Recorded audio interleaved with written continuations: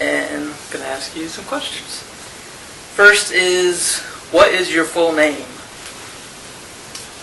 Okay, my full name is Janice Irene Kidder Butts. What's yours? Harry Enos, E-N-O-S, Butts. All right. Do you know why your parents selected this name for you? My parents had a disagreement to names. My mother wanted to name me after one of the Dion quintuplets, Cecilia, and my dad said no, he didn't like that name. So Janice was a popular name at that time. So that's what I got named, Janice. How about you? Who named you? My father. My father became an alcoholic, died when he was 54. I was about 12. He named me, but nobody knows why he named me. My aunts tell me he was a mean man. And I don't know what that had to do with naming me, but I know in raising me as a little child, he was very quick to provide the spanking if I did anything wrong. And as I say, my aunts that I've asked how, since my mother was a Mormon Christian lady, it was a strange marriage to begin with because he was non-religion, and as I say, he probably thought it was funny to name me Harry Butts, but I never thought it was funny, and I was laughed at because of my name, and brought to my mind many times through the years, through grade school and so on. But as I say, he died when I was about 12. And so I was fortunate because it prevented, I think, of confrontation when I get bigger and older. Yeah. Did you have, or do you have any nicknames? Yeah, Rosie. Oh, Rosie? You don't hear it that much. I don't think you have it. Well, when I started to grow, I was up around 200 pounds, physically strong, and not too many people made fun of my name to my face because it would not have been healthy for me.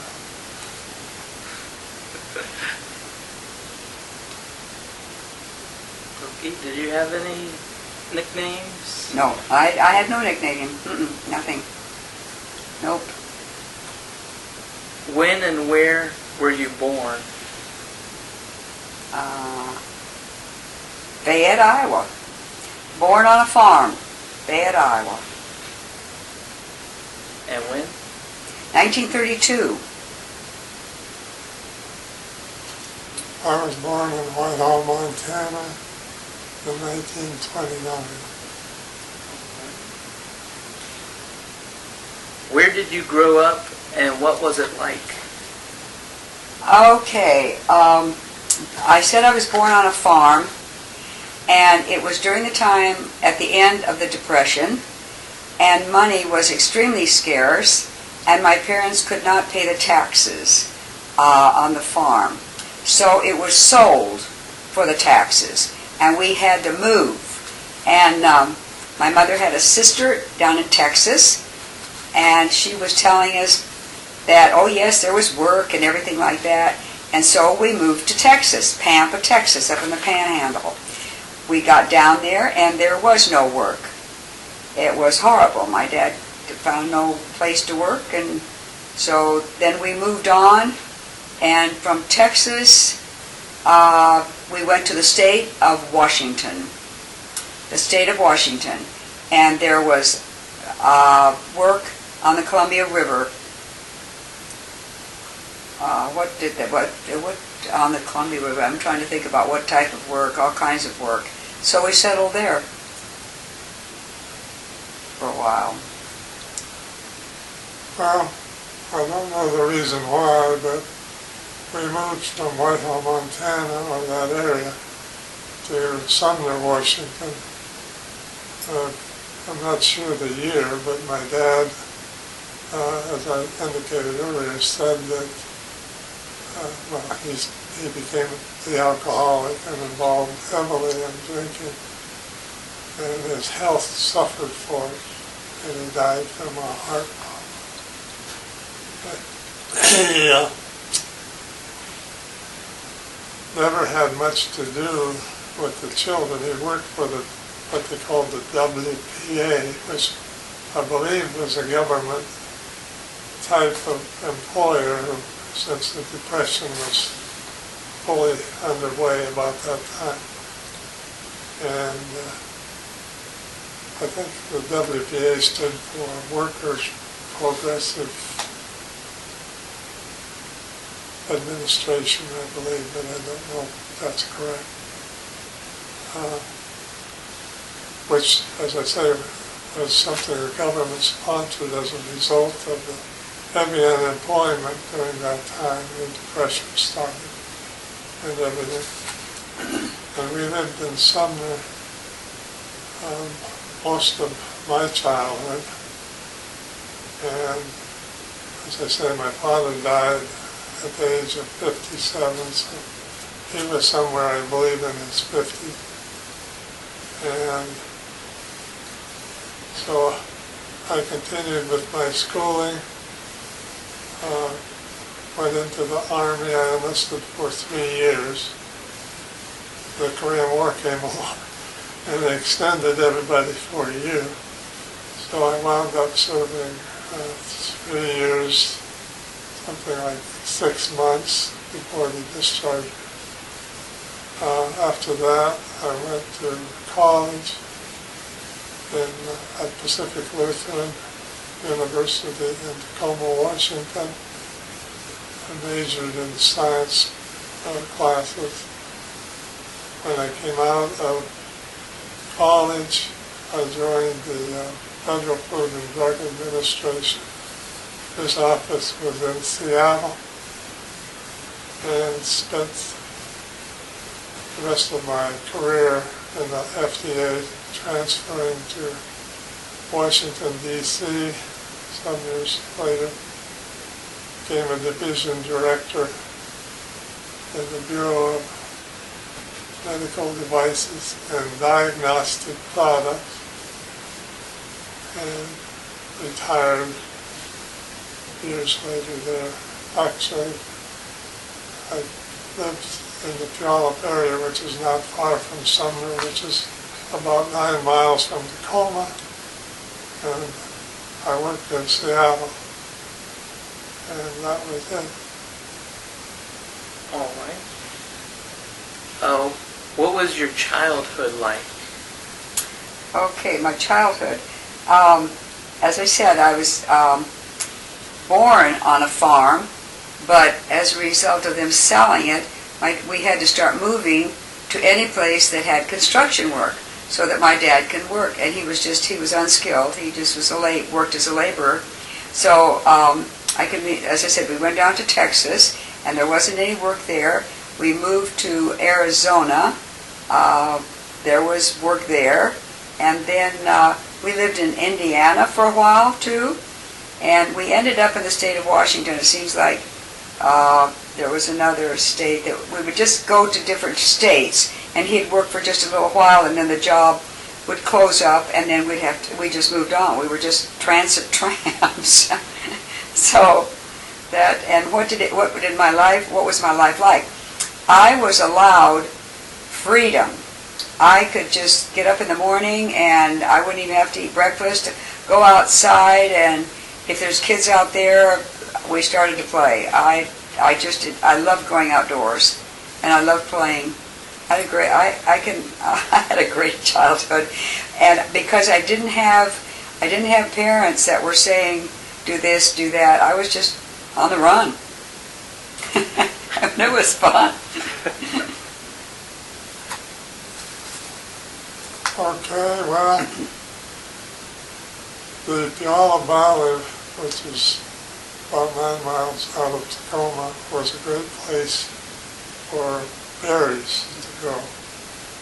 And so in the springtime, they'd start with strawberries, go into raspberries, and then blackberries. And so as a child in school, as I said, my father became an alcoholic, so he was no great consequence in teaching me the way of life that one should live. But I was working during the summers in the berry fields, and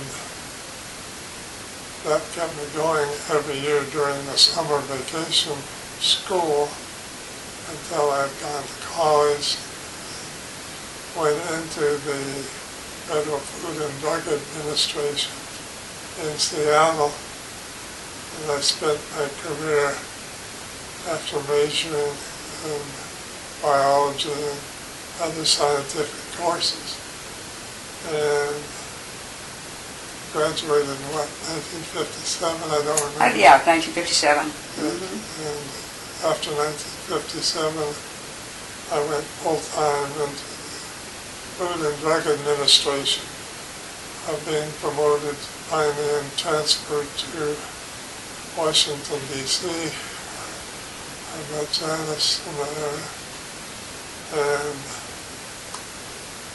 worked for the FDA until I retired just a short time back. How many siblings do you have? I say some more about, as far as speaking of my childhood. When I'm talking about my childhood, I'm talking about from say elementary school, maybe up to the 3rd grade. After that, then my interest changed, and I went out and I was picking strawberries, and you'd do anything to get money. Cherries, strawberries, wherever you're living. So I did the same thing. I had one brother. He was 18 years older than I was. His name was Carlton Everett Kidder. Papa? He was asking you. No, what's your How child? many siblings do you have? How many? 6? You had? No. How many siblings did you have when you were growing up? Oh, is that what you meant? Yes. Oh, How many okay. siblings? Dorothy, Betty, I Shirley. thought he asked you that question and you didn't answer. Mm-mm. He asked you how many siblings. No, I said I had a brother, Okay. Carlton. I'm sorry. Anyway, I had 3 sisters. 3 sisters. 2 were older.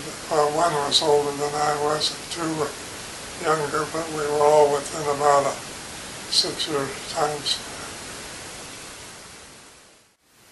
Can you tell me about your mother? Okay, her name was Ona Claire Potter before she got married.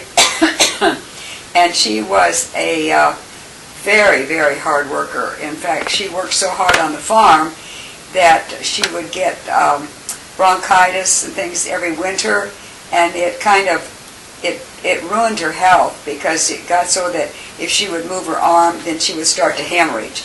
So that kind of cut down on the work that she was doing. She couldn't do it. But then that's when we started moving around, and she really didn't have the farm work to do. That we just kind of stayed in. We would stay in cabins or motels or just little places where, like when construction workers, when they travel around the move. But you, Papa? Yeah, well, as I indicated, my mother had 3 girls. Well, actually, she was married before she married my father, and she had a boy and a girl by that marriage. Then, I don't know if they died, but I'm not positive the parents of her grandchildren. And she married Bert Armstrong, who was my stepfather now. And then he died. when I was about 12, and then I can't remember how we met or when we met, but we met, and my mother was probably as close to a saint as I could think of, because she didn't swear, she was very religious. How she connected up with my father, I have no idea. But that's the way life goes sometimes. But unfortunately, he died at an early age from his heavy drinking, and after becoming an alcoholic. And so he was a hard worker. He worked for the WPA, which was a governmental organization during the Depression. And I guess that pretty much covers it. Can you tell me about your father? Yeah, he was the opposite of my mother. He was a fun person. He was a fun person. And when I was little, I had a tremendous amount of energy that my mother wanted me outside. So I spent a lot of time with my dad. I'd get up first thing in the morning, go down, milk cows, and be with, my brother was the farm was only this 32 acres. And so my brother was the one that did the planting and the plowing and things like that to keep the cow, the horse, the chickens and stuff that we had alive on the farm. But I was with my dad, and then he, most of the time when he was working, but then he also had a truck. And with his truck, he would go around to all the neighbors who did not have access to a truck and take their what they had grown to the cannery so they could can things. He also took livestock down to the slaughterhouse, and I was always riding along with him in the truck. So I really got to know him, and people liked him. He was very friendly. He liked to whittle. Whenever he stood with a group of men, he'd be standing there whittling, and they'd be spitting on the gun. He was a fun person. He was a fun person, and he worked really hard, real hard worker. In order to just stay alive, that was a bad time in history for everybody. But no, I remember him. Papa? What's the question? Well, you kind of already did, but Yeah. can you, is there anything else you want to say about your father? No. No? He died at an early age after a dissipated life. And thank God for my mother, taught me the true ethics of life and introduced me to religion, which I have maintained throughout my life. Okay. Did you used to get into trouble as a kid? Pokey? I'm trying to think if I got into trouble. Yeah, oh yes, I can remember one time, yes, I did get into trouble. And that would have been first and second grade when I was allowed to run the streets. I was supposed to stay in my grandmother's house. She was right in town. And my mother had a furniture store that she was running. And so I was allowed to run the streets again. And I would just go looking for a good time. And at one house, it was I can't say a girlfriend because I didn't have girlfriends. I was just anybody on the street that was out there. Oh, hey, what are you doing today? But I got some matches. Oh, in my grandmother's house, she was cleaning out some things, and I got a hold of a candle, and I got some matches. And I got with this little girl, a neighbor girl, just up the street from my grandmother, and convinced her to go into the garage with me, and I dug a hole in the dirt in the garage, and I put that candle down in the hole, and I lit the match and lit that candle. And her mother came looking for her and found us in the garage and saw what I was doing, and she told me that I was to go home and never come back again. And her daughter, she spanked her daughter. She spanked her. But I thought, I was just real curious. I thought I'd taken great precautions, digging a hole in dirt, and we weren't, but it was dangerous. It was dangerous. I should never have done it. That was just probably one of the first things. That's one of the first things that I can remember. Oh, and then I was always, we had sorghum that my dad used to give. He had put it in tall milk cans, and we'd use it in the house as a sweetener. He'd give it to the hogs, but I was always sticking my hand down into it, and then going outside and licking off the sorghum. And then I had a thing for prunes. We had a hired girl, and my mother blamed the hired girl for eating all the prunes, because she said that this hired girl would take the prunes out to the outhouse. We did not have a bathroom in the house. We had an outhouse. And she would spit the prune pits on the floor. It was me. I was doing it. It wasn't the hired girl. So I was getting into mischief. I could think of many more things. No, I was sent outside from my grandmother's house, and I was sent outside by my mother because it had too much energy. Just too much energy. And when I got older and started knowing, really what was good and what was bad, I can't remember that I continued my my trip. What'd you do? Did you get in trouble when you were little? Oh, me? Yeah. I would think you did. I was in trouble with my father frequently because I didn't approve of his lifestyle, and when he would come home from work, he'd grab his alcohol first thing, and before dinner he'd be about drunk. And fortunately for my mother, whom I can't extol without giving her a great deal of credit for helping me to live a fairly normal lifestyle instead of following my father and his dissipation. And of course, as I say, he died somewhere around when I was 12 years old, so my mother was still influential at the time, so I followed her footsteps and never followed his footsteps as near as I can remember. But she kept me on the straight and narrow and taught me the ethics that I should be receiving. And I think that has kept with me my whole life. I still appreciate it very much. What's your best memory of I would just say it. I had good memories. I can't think of a worst. I can't think of a worst memory.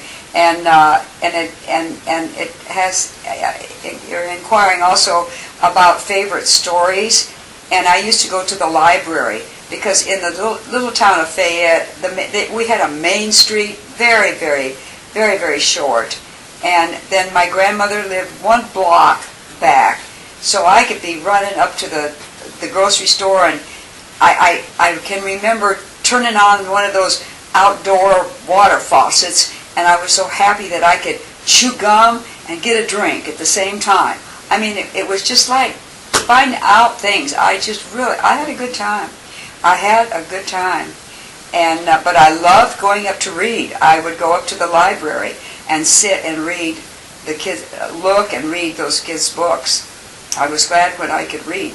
But I couldn't figure out in school, I was cheating, but I thought the teacher, there was something wrong with her, because when she would have the things, answers on the blackboard, and then when we took the test, she erased it all.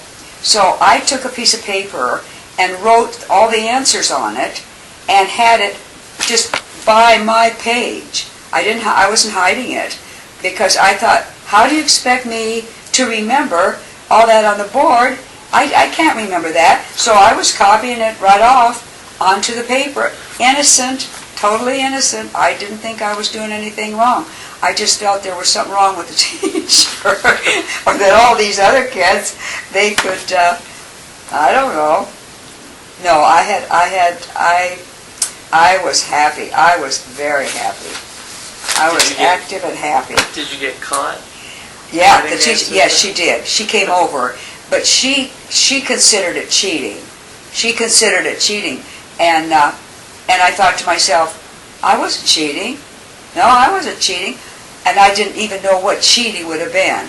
I didn't know to put it under my paper and peek that I didn't know the word, and I didn't know the action even of cheating. I actually thought there was something wrong with her. I thought she just doesn't understand me. Oh no, I can't even think of a worst memory. I think of probably a frightening memory. There again, I was being curious, and my mother had one of those old washing machines. They even had to put it outside because it wasn't run by electricity. It was, I don't know what they used to run it, but the old agitator and the wringer at the top. And I saw my mother would take a stick and pull up the clothes and stick the clothes in the wringer, and they would come out on the other side into the rinse water. Well, when she was hanging up clothes, here I come, and I wanted to try it. I thought I was fascinated with this wringer, these two rubber things that you put the clothes between and it squeezed the water out of them. So I get up there, but I didn't use a stick, I used my finger. And I stuck it in there, and my finger got caught. And it tore my finger off my hand. And so my mother was horrified when she saw, and then typical, like in all farms, right outside, and for a reason, to call the men in from the field for lunch or anything, she's ringing the bell for my dad to come in, and he picked me up and ran down, we called it a cut, a gorge it was type, to a man's house, and they got in the car and took me to Dr. Baker's house, and he just put my two fingers together and wrapped it up. But even then, I can remember sitting on my dad's lap and looking around the doctor's office and thought, this is really cool. And then my fingers, when he took me home, we had a lovely dining room with sliding sliding doors that you opened up, and we had a piano in the other, that small room, and then we had a guest room to sleep in off from that room. Well, my dad took me in there and had me sitting on his lap when we got home from the doctor's office. Well, I was busy again and slinging my hand around and whacked a chair that had been turned over, stored in there. And I remember that, whacking my hand about that. But my dad was trying to keep me safe out there. So that would probably been one of the worst moments of my childhood, was whacking my hand. That hurt. That really hurt. Do you have any favorite memories, favorite stories when you were a kid? Well, I enjoyed my life, primarily except for my father's dissipation. But, and of course, I worked in the summers after school was out every year in the berry fields. And then later on, I can't quite put the years in the proper perspective, but after finishing school, college, I went to work for the FDA. As I said, I spent most of my adult life after I got out of the Army, almost 3.5 years in the Army. I spent the rest of my life in the Federal Food, Drug, and Cosmetic Act, and for the first few years I had to drive from Puyallup area, which, as I said, was about 9 miles out of Tacoma, to Seattle, which was about 30 miles from Tacoma. And spent quite a while there until I transferred to Washington, D.C. as a division director, and then stayed there until I was able to retire. So kind of a boring life for about several years. I was commuting mostly, and that was taking as big a toll as the working all day. But to drive that 30 miles and back, almost 40 counting the other. All right. What can you tell me about your grandparents? My grandparents. Grandma and Grandpa Kidder, they lived in Michigan. And I can remember only one time of visiting their home. And I really liked my Grandma Kidder. She took me out to the hen house and we collected eggs. And then went in, she didn't use her bathroom. There again, it was outhouse. But we washed the eggs off and put them, she must have sold them or something. But I don't know, I just really liked her because she paid attention to me. And Grandpa Kidder, he played the fiddle. He played the fiddle and I danced.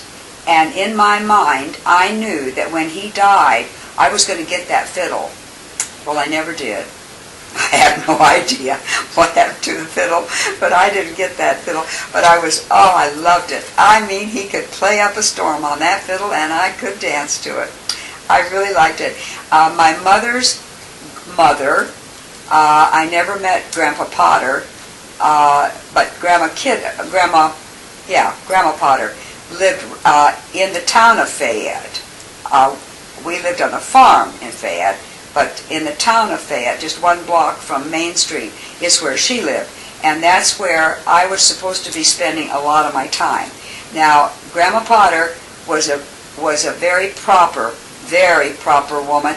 Her sister also lived in the old house, in another room. And Grandma Potter had come from England with her parents. They had lived up on the North Shore in Lincoln County, and her father was a minister. And they came to, I knew them when she was older. They lived in Fayette. He was no longer living, so it was just history that I knew that about her and Hummerstone. And her father, when he came here to this country, he became a minister too. But Hummerstone is still there. I had it on the computer, and I have a picture, and there was a picture on the computer in the history that was just like I had. But then at the same time, just last year, it caught fire. The church caught fire. But they said for people not to worry, they were going to restore it back to its original. So Right, I remember seeing that. Huh? Last time I was here, I remember seeing that. Yeah, that was exciting. When we went to England, I would love to have gone up to the North Shore because it was a codfish industry, and I think that may be when they fished out the codfish industry and it was no longer there thriving. That's when they came to America. Oh. Yeah. But you, Papa, you remember your grandparents? Oh, yes. I believe my grandfather on my mother's side was Danish, but whenever they quoted my history, or the history of our family, it was English. They were from English descent. So I think that my grandmother was married before. Well, she didn't have the same name as my grandfather. So she probably was married before to a Dane. And he was a nice fellow, good fellow, and very pleasant to be around. And my mother sort of, I think, took after her mother and my step-grandfather. And that's how my mother got her basic religious training, was from my grandmother. And passed them on down to me. But they both died at very young. Well, I don't know how old they were, but my dad died in his 50s, and I think they had both died before that. And so, as I say, they were fairly religious, and my mother was fairly religious, and I tended to follow them rather than my father and his alcoholism, fortunately for me. Right. But that's about all I can remember. Okay. We only saw them probably, even though they lived in the same town, we didn't see them that often. All right. Who has been, would you say, your biggest influence in your life? I think up to the 3rd grade, there was no one that had an influence on my life. It was just that life had an influence on me. I was just so excited about the weather, crawling through the culverts, just everything.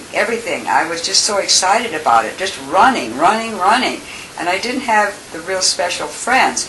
I can remember one very important influence at that particular time, as that, and I really didn't know right from wrong, like in the school when I was cheating, but I wasn't cheating. And that was, they had my cousin went to a little Free Methodist church behind my grandmother's, and they had a vacation Bible school.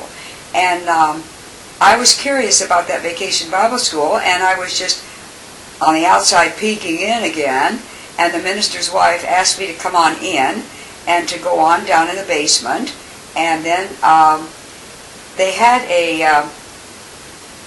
I found out at that time that if you took something that didn't belong to you, it was called stealing, and God didn't like it. And I think I was introduced to God. At Vacation Bible School.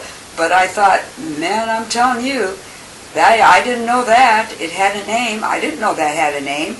If it was in the dime store, I would take things. I would take candies, and I thought, I didn't think anything about it.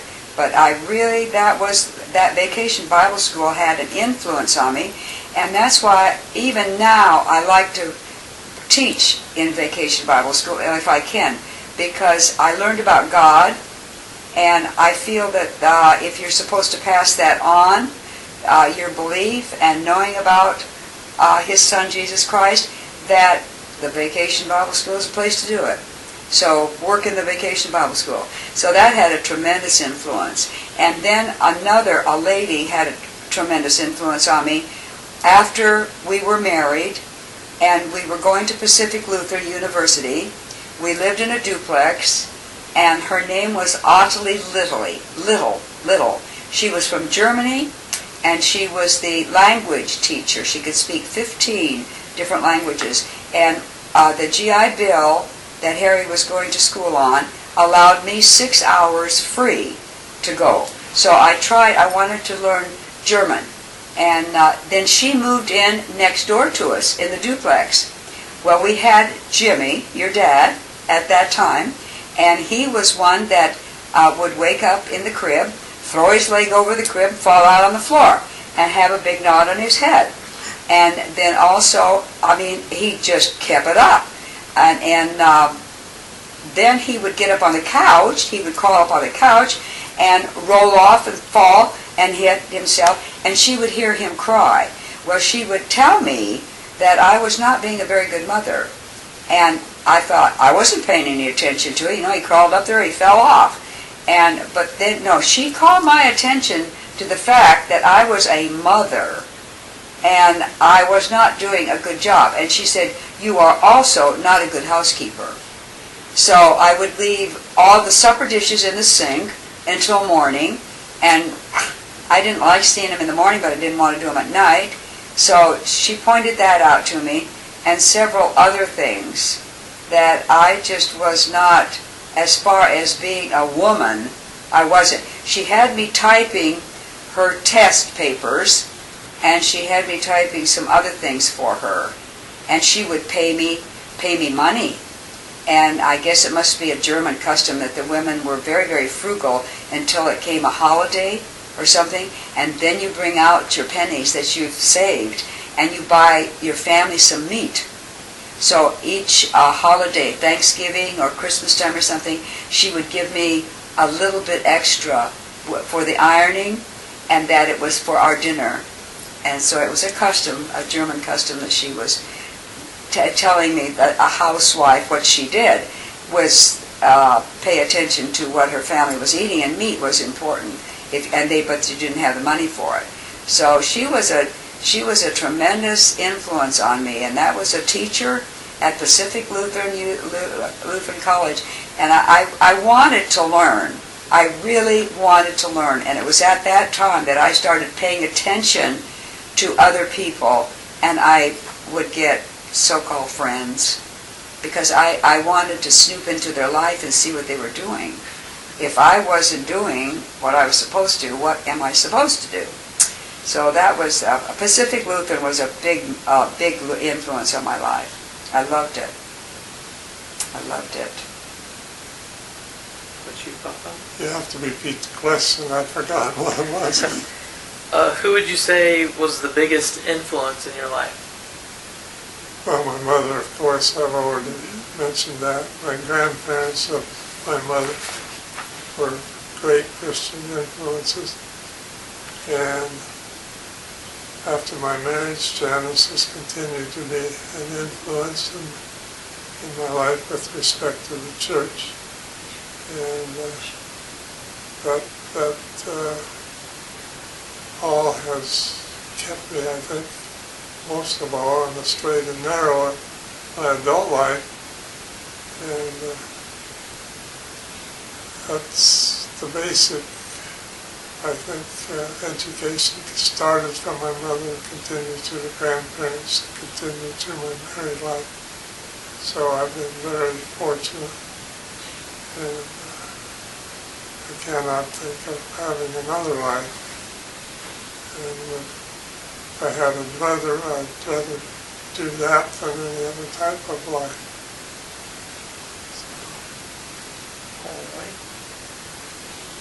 If you can think of it, what is your earliest memory? Oh gosh, it would have been the farm. It will never leave me. And like they say, you can take the person out of the farm, but you can't take the farm out of the person. And that's the truth. I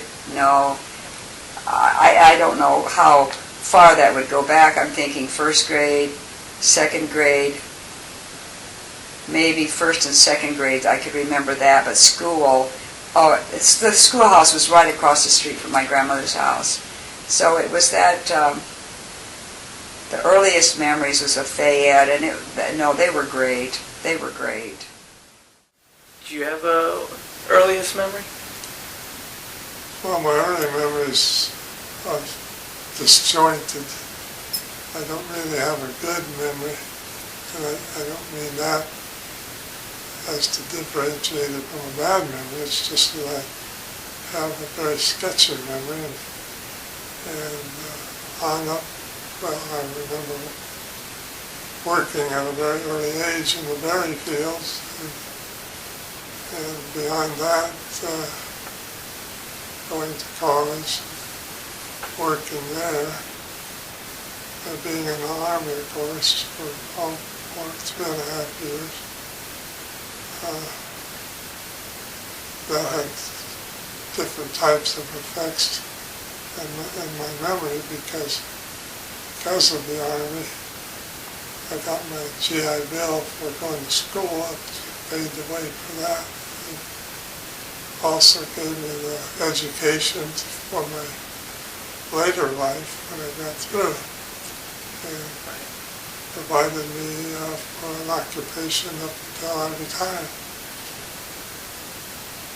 So all the events that happened were encapsulated in that one big extended memory. period of time. All right. how did you two meet? Yeah, how did we meet? Okay, no, he was in the military at that time in Kennewick, Washington. He was in the military. I had graduated from high school, and I was working. My dentist asked me to be a dental assistant, so they sent me to school. And so I was working as a dental assistant, and I had friends that went to the Missouri Synod Lutheran Church.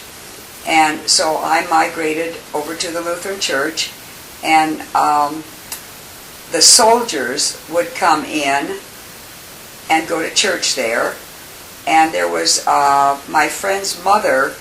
They had a large family. My goodness, many children, more than six. More than six, right. But she would cook a lot of chicken on Sunday and invite the military men to stay. And so we just got acquainted. And then the one New Year's Eve, now that we weren't together New Year's Eve, but he made me angry because I was with a boy, and he worked very hard, and he went to sleep on my shoulder, and Harry punched me and said, "Oh, what a way to go." And I thought, shut up. And so then, I recognized Harry as one that had been coming to church. And so then, Oh, wait, hold on a second.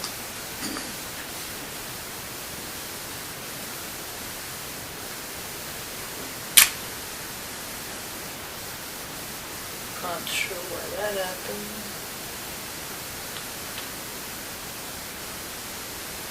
Sorry. So then we just kept seeing one another, and then I had a friend that decided to play matchmaker, and so she told Harry about this date, that she had to go with him, and it was me, and so that was the first date that we had, and then we just started dating. We just started going together, and that's how we met.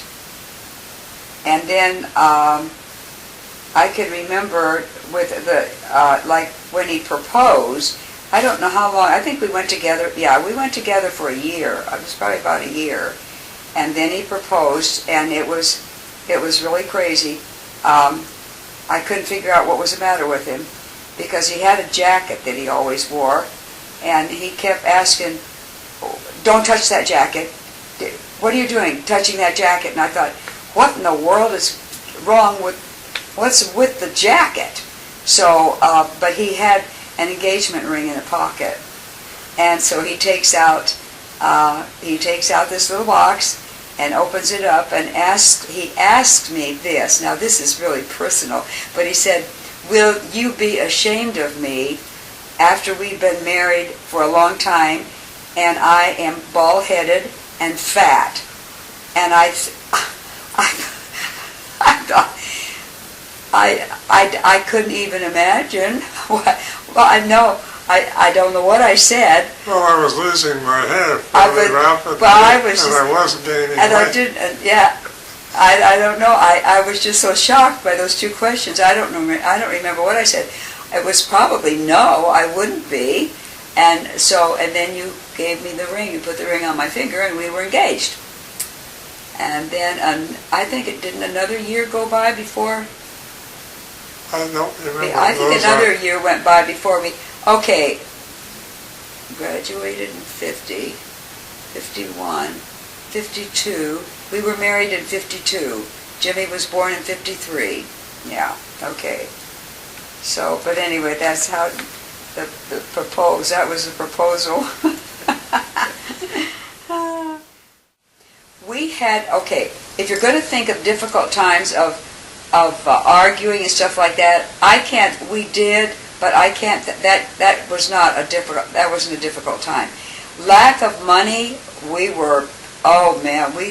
just did not have money at all. But it wasn't a problem. It just wasn't a problem. And with getting on that GI Bill and going over to go to Pacific Lutheran was such an awesome happening. And Dr. Little, the one that I said that had the influence on me, was so good to us, and we couldn't afford the rent we were paying, $65 in the duplex. So we moved down to it was a house that a man had drug in and put up on cinder blocks, and we were renting. Could be 3 apartments in the place, and we were renting one of those, and it was a wretched place. And Dr. Little used to come and visit us there, and that's when she went to the Dean of Housing, and she said, I know of a young couple who has a baby, 2 babies, and they need to get into student housing, which would have been really inexpensive, very inexpensive, and that would have been more, because Harry was trying to work on Saturday too, and he worked every summer on construction work. But it was financial, but it wasn't a problem. It was not a problem. We just contentedly lived on what we had. But she got us into student housing, and that was another wonderful thing that Dr. Little did. And then he graduated. We were living in student housing when he graduated, and he had taken a pre-med course, and so that meant maybe going on to school to be a doctor. But it was put out to them that they needed to go buy their microscope now and have it. All those that were pre-med. And $100, where is he going to get $100 for a microscope? No. Change the curriculum. I maybe going to graduate pre-med? Pre-med. Graduate pre-med, but you weren't going on to college, going on to the university, because there was no way with 2 children. We had 3 children when Harry graduated. David was born too. So that was the end of, well, you continued with pre-med studies. No, you were a pre-med student. And then there was people came to the school that are looking for graduates that they will hire you immediately. So a man came from Food and Drug Administration and interviewed people who had pre-med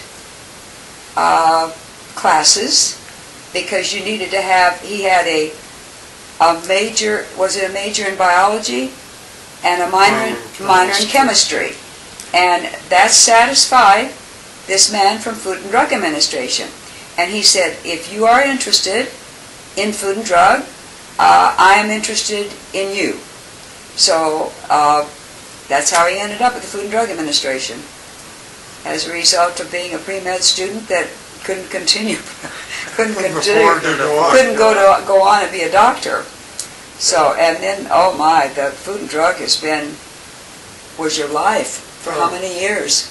Up until you graduated, I mean, you retired in 1983. You retired in 1983, and you started in it was 70 that you graduated, wasn't it? 70-something? Something like that. But the best times, I would say they were all like good times. I just can't come up with worst times. And we were always living in really low income places. I was going to frugal circumstances. Frugal, okay, frugal, very frugal, very, very frugal. No, grocery bill, he shopped, he did most. I was getting $150 a month from the government, paying my schooling out of that. That was $500 a semester. Housing, all of that on $150. So no, it was very frugal, but I was used to a frugal life. I was never used to a lot. They didn't have my folks, farmers, they didn't have a lot of money. So frugal, you don't know the difference. You don't know the difference. You can't call it bad. No, you can't call it bad, because we had everything we had. We always went to the dentist. As a result of me being a dental assistant, I was real fussy about my teeth, about both of our teeth, and that was a big expense, but not like it is nowadays. But we took care of our teeth, and we had 2 babies, yeah. And that was $150 for the doctor and $150 for the hospital while you were in school. And you had to buy all your books. So, but it... And tuition. And tuition, $500 a semester for tuition. So, but it all worked out. And then to move down, after he got out of college, we moved down to Puyallup, and we lived in, well, it was called a berry shack. It was a duplex, but his in-law by marriage, they had a lot of property that they had to have people come in and pick string beans, pick berries, so they lived in berry shacks. They weren't shacks, they were just a duplex that had a kitchen and a living room, a bedroom, but it was nothing fancy. And the rent was really great. We lived in that. Then we lived in Barrett's place. And then did we go, then we went to Puyallup. Barrett was in Puyallup. Okay, then after we left Barrett's house, where did we live? Did we transfer to Salt Lake City? What's that? I think we did, yeah. Whoa, that's way down the line. That's working at Food and Drug Administration for quite a few years and then being transferred to Salt Lake City because we had all 6 children when we went to Salt Lake City. Yeah, that was a big long period of time.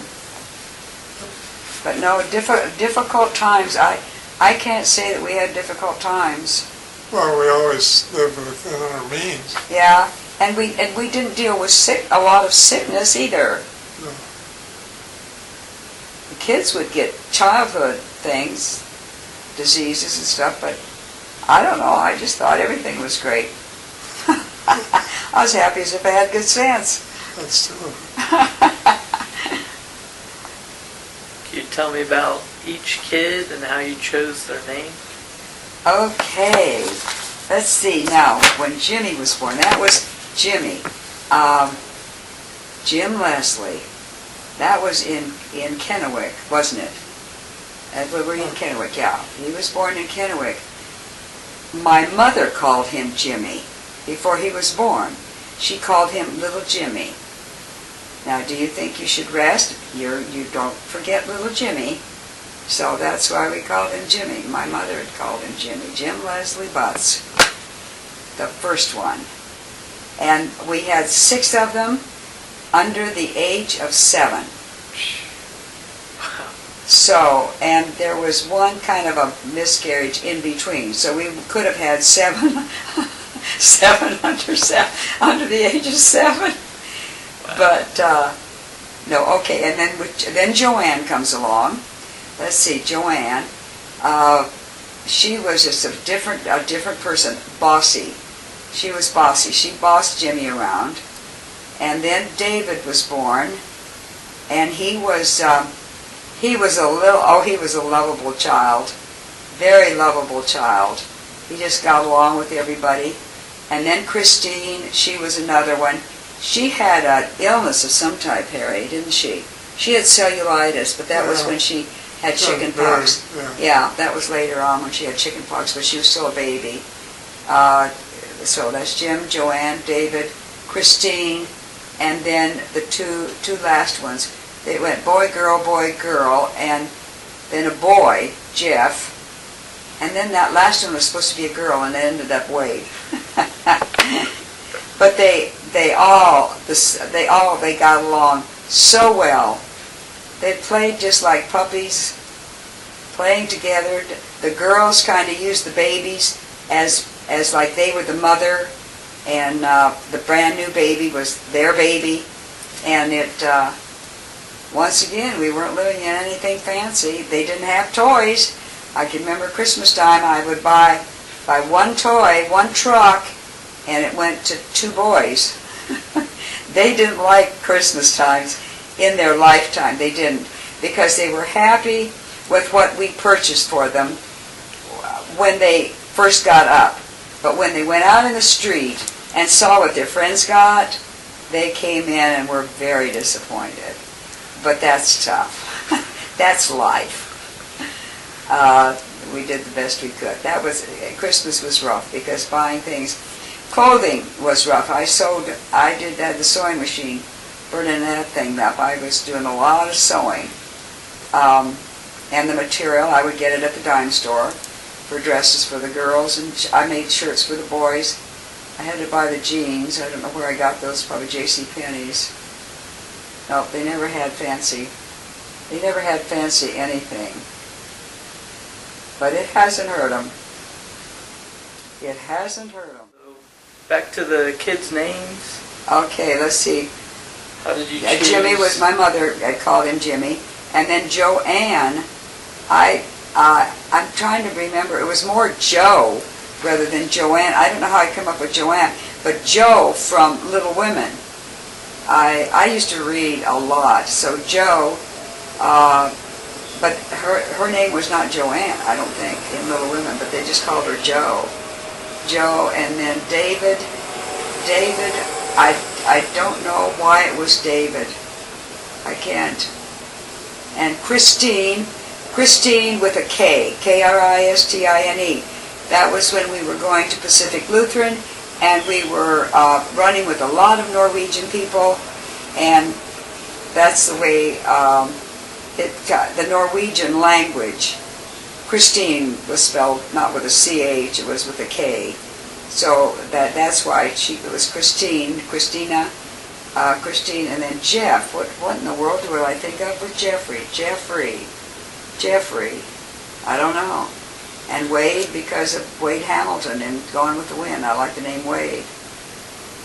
Jeff I can't remember with Jeff. Jeffrey. I don't either. Jeff. I don't. Even as a baby, Jeff. They used to call him Jeffy. The little Jeffy. But gosh, I can't remember. I'm sorry. It's too bad that I thought about it after. It should have been something very dramatic, but it wasn't. Do you have any stories? What each kid, like a You would baby, like to- as a young child? That you'd like to tell? Stories for each. I don't know. I think the story was that to me, it was just a real happy time in my life, and I felt that the 6 of them, I was just really proud of them. And when they would sit down together, or we sat down to supper, or it was family. It was definitely family. You could think family. And see, I had grown up by myself, being an only child. So family, boy, that was really great. But and did I remember any of the songs I used to sing to them? Now, it wasn't songs, it was stories. Our David now could say, "Oh, Mom, I remember when you used to sit there and read to us, little, a mouse." They just had it on television. I don't know Stuart about Little? Stuart Little? Stuart Little, yeah. That was one of, I'd sit on the floor in the boys in Jeff and Wade's room, and the girls then could hear too. But they remember stories. David remembers the stories. He is one that remembers mostly. Some of them, it meant more to it, but it was stories. Songs, I don't know. I don't remember singing any particular songs, no. Questions? We're down here to 37. serious illnesses. Yeah. Have you ever had? A any serious? A real serious illness. Well, I can't remember. It You would know, stick out. Pop, didn't you have a heart issues? yeah. Oh yeah. but Well, okay. Yeah. I never regarded them as serious because they, Okay. When they you said- went your atrial They fib. said I had atrial fib. Well, I could feel my heart beating, a little heavier than normal, but they give me some pills. Yeah. and See, stuff, they give pills. and it's gone. So I don't consider that a big serious Serious illness. I think, is when you really almost died, and didn't. I guess we've had illnesses. Yeah, but I've never felt ill. Yeah. No. You know, like, No. what's the thing I'm having here? Oh, they want to give me a pacemaker. Yeah. And I say, why? You know, my heart is telling me I need a pacemaker. My body isn't telling me. And he'll be 80. He is 84. Yeah. But they wanted to? Huh? They wanted to? They wanted They to still give you want a to. They may still. He's got Oh, really? appointments. I think the 16th, and it's with cardiologist. And I think they want to do something. I think it's kind of a neat idea. A pacemaker. I didn't realize that if your heart is going too slow, that it will speed it up. And that's where it is getting to the point too. Now it's going slower than it should be. And if it's going too fast, it'll slow it down. I didn't know that it would speed it up.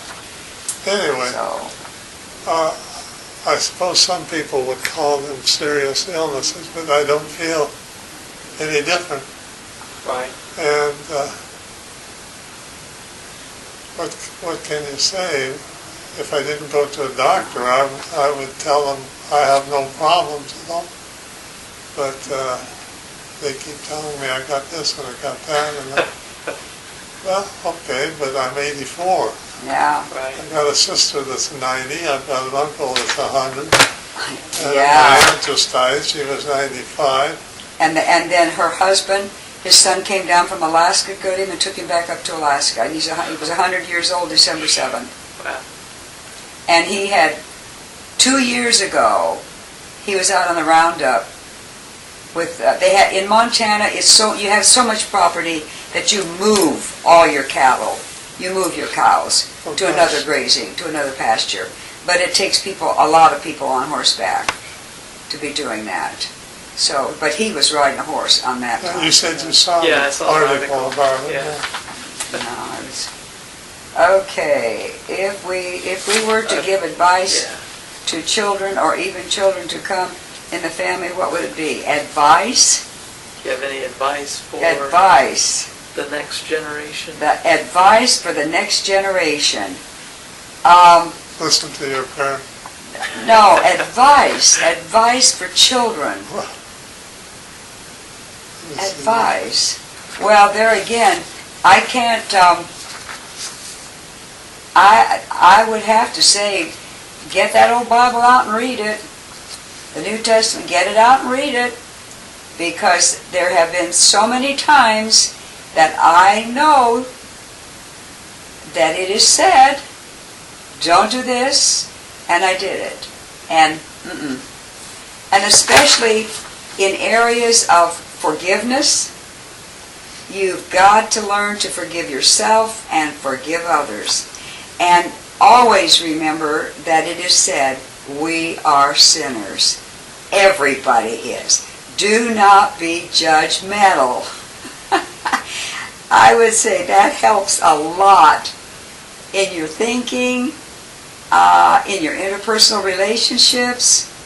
Well, It just works really well. there's a caveat with that, and one thing is the advice given by parents to their children are meant to be instructive and protective for them. Well, yeah. But whether they listen to you or not, that's up to them. Yeah. Oh, yeah. Some of our kids have taken the route of, well, I'm not going to follow that advice, and Yeah. I can do what I want, live Yeah. the way I want to live, and so on and so forth. Well, okay, that's But the important That's your thing is, problem. I think it's terribly, terribly important to forgive yourself. To forgive yourself and not to remain guilty for the time, because everybody makes mistakes. And that's so important to remember. Everybody makes mistakes. We're all sinners. And to forgive. And we're required now, right now, I'm having trouble like, am I still in the United States? Huh? Habla español? And going to the senior center, there must be something about the senior center that is not a cool thing to do. People who are anybody, don't go there. Because there's a lot of people from other countries. Africa, India, particularly India, Asia, They're all there. They're all there. They're all trying to speak English, and it's really hard. But just be patient. But I'm a funny person that I don't care for Chinese food because it's not my culture. So it's good for me. It's good for me because you find out that these people they're wonderful people, and they're not in their culture. And I don't know what's happened in their country. Oh gosh, I wouldn't even want to think about it. But that's something that people should do, is not being judgmental and to forgive yourself. Forgive yourself because you're gonna make mistakes. You're gonna think that, oh, that won't hurt to do that, and I can gain so much from it. Well, you find out that no, you didn't gain anything, and it really was not the thing to do. That's why I say reading the scripture, you find out what's ideal. But we're not perfect. We're not perfect. We're not in the Garden of Eden anymore. No way. And Eve, she liked that apple. She wanted that apple. And women have been the same. Don't tell anybody I said this, but women have been the same. They've been the same clear right down the line. They want their own way. And they know what's best, and no, they don't. Well, but I think women have a way about it that I don't know. I think women could do better. I think women could do better. You say the same thing. Well, men too. Us males. Yeah, well, but the male followed along, Harry. He followed along. And you can kind of see Adam followed along. It was Eve that she liked that apple. She wanted that apple. It was going to make her intelligent. She was going to be better. She was going to be the better for it. No, and we're not living in the Garden of Eden now either. So anyway, it's those are things. As parents, we see all the mistakes we have made. We try to give our children the value from the education that we have had. And some listen and some don't listen. Boy, and I tell you, that's I up think to them.